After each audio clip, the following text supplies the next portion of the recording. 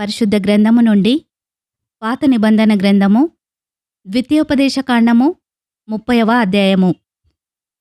నేను నీకు వినిపించిన ఈ సంగతులన్నీయు అనగా దీవెనయు శాపమును నీ మీదికి వచ్చిన తర్వాత నీ దేవుడైన యెహోవా నిన్ను వెళ్ళగొట్టించిన సమస్త జనముల మధ్యను వాటిని జ్ఞాపకము చేసుకొని నీ దేవుడైన యెహోవా వైపు తిరిగి నేడు నేను నీకాజ్ఞాపించు సమస్తమును బట్టి నీ పూర్ణ హృదయముతోనూ నీ పూర్ణాత్మతోనూ ఆయన మాట నీవును నీ సంతతివారును వినిన ఎడల నీ దేవుడైన యెహోవా చెరలోని మిమ్మును తిరిగి రప్పించును.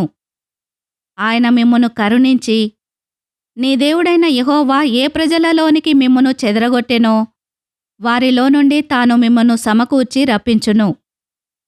మీలోనెవరైనా ఆకాశ దిగంతముల వరకు వెళ్ళగొట్టబడినను అక్కడ నుండి నీ దేవుడైన యెహోవా మిమ్మును సమకూర్చి అక్కడ నుండి రప్పించును. నీ పితరులకు స్వాధీనపరిచిన దేశమున నీ దేవుడైన యెహోవా నిన్ను చేర్చును. నీవు దాని స్వాధీనపరచుకొందువు. ఆయన నీకు మేలు చేసి నీ పితరుల కంటే నిన్ను విస్తరింపజేయును.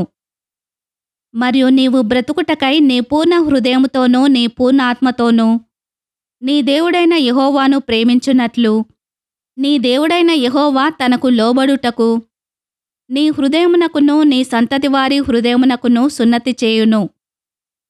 అప్పుడు నిన్ను హింసించిన నీ శత్రువుల మీదికిని నిన్ను ద్వేషించిన వారి మీదికిని నీ దేవుడైన యెహోవా ఆ సమస్త శాపములను తెప్పించును. నీవు తిరిగి వచ్చి యెహోవా మాట విని నేను నేడు నీకాజ్ఞాపించు ఆయన ఆజ్ఞలన్నింటినీ గైకొనుచుందువు. మరియు నీ దేవుడైన యెహోవా నీ చేతి పనులన్నింటి విషయములోనూ నీ గర్భఫల విషయములోనూ నీ పశువుల విషయములోనూ నీ భూమి పంట విషయములోనూ నీకు మేలు కలుగునట్లు నిన్ను విస్తరింపజేయును. ఈ ధర్మశాస్త్ర గ్రంథమందు వ్రాయబడిన ఆయన ఆజ్ఞలను కట్టడలను నీవు గైకొని నీ దేవుడైన యెహోవా మాట విని నీ పూర్ణ హృదయముతోనూ నీ పూర్ణాత్మతోనూ నీ దేవుడైన యెహోవా వైపు మల్లునప్పుడు యెహోవా నీ పితరుల యందు ఆనందించినట్లు నీకు మేలు చేయుటకు నీ యందును ఆనందించి నీ వైపు మల్లును. నేడు నేను నీకాజ్ఞాపించు ఈ ధర్మమును గ్రహించుట నీకు కఠినమైనది కాదు, దూరమైనది కాదు. మనము దానిని విని గైకొనున్నట్లు ఎవడు ఆకాశమునకు ఎక్కిపోయి మన యొద్దకు దాని తెచ్చును అని నీవనుకొనుటకు అది ఆకాశమందు ఉండున్నది కాదు. మనము దాని విని గైకొనున్నట్లు ఎవడు సముద్రము దాటి మన యొద్దకు దాని తెచ్చును అని నీవనుకొననేలా అది సముద్రపు అద్దరి మించున్నది కాదు. నీవు దానిననుసరించుటకు ఆ మాట నీకు బహు సమీపముగానున్నది, నీ హృదయమున నీ నోట నున్నది.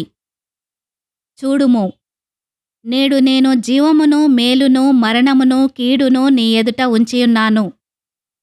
నీవు బ్రతికి విస్తరించున్నట్లుగా నీ దేవుడైన యెహోవాను ప్రేమించి ఆయన మార్గములయందు నడుచుకొని ఆయన ఆజ్ఞలను కట్టడలను విధులను ఆచరించుమని నేడు నేను నీకాజ్ఞాపించుచున్నాను. అట్లు చేసిన ఎడల నీవు స్వాధీనపరచుకొనుటకు ప్రవేశించు దేశములో నీ దేవుడైన యెహోవా నిన్ను ఆశీర్వదించును. అయితే నీ హృదయము తిరిగిపోయి నీవు విననొల్లక ఈడ్వబడిన వాడవై అన్యదేవతలకు నమస్కరించి పూజించిన ఎడల మీరు నిశ్చయముగా నశించిపోవుదురనియూ స్వాధీనపరచుకొనుటకు యోర్దాను దాటిపోవుచున్న దేశములో మీరు అనేక దినములు ఉండరనియూ నేడు నేను నీకు తెలియజెప్పుచున్నాను. నేడు జీవమును మరణమును ఆశీర్వాదమును శాపమును నేను నీ ఎదుటను ఉంచి భూమ్యాకాశములను మీ మీద సాక్షులుగా పిలుచుచున్నాను. నీ పితరులైన అబ్రహాము ఇస్సాకు యాకోబులకు ఆయన ప్రమాణము చేసిన దేశములో మీరు నివసించున్నట్లు యెహోవాయే నీ ప్రాణమునకును నీ దీర్ఘాయుష్కును మూలమై ఉన్నాడు. కాబట్టి నీవును నీ సంతానమును బ్రతుకుచు నీ ప్రాణమునకు మూలమైన నీ దేవుడైన యెహోవాను ప్రేమించి ఆయన వాక్యమును విని ఆయనను హత్తుకొనున్నట్లును జీవమును కోరుకొనుడి.